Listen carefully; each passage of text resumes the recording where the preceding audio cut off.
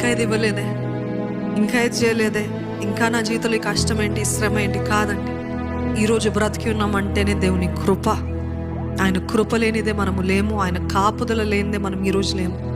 ఆయన ఇంకా మనల్ని సజీవ లెక్కలో ఉంచాడంటే యేసయ్యా వందనాలు, యేసయ్యా నీకు వందనాలయ్యా, thank you Yesayya.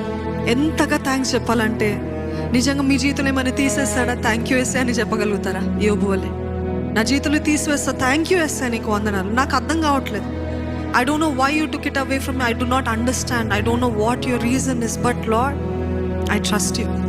I believe in you.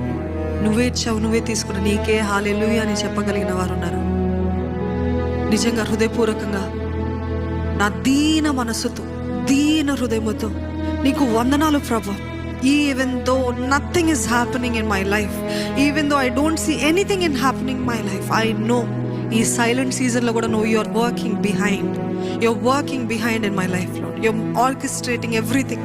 ప్రతి ఒక్కటి సమకూడి జరిగించడానికి నువ్వు మౌనంగా ఉన్నప్పటికీ నాకు తెలుసు ప్రభా, నువ్వు ఏది చేసినా మేలే చేస్తావు అంటూ అందరము దేవా నీకు వందనాలని చెప్దామా.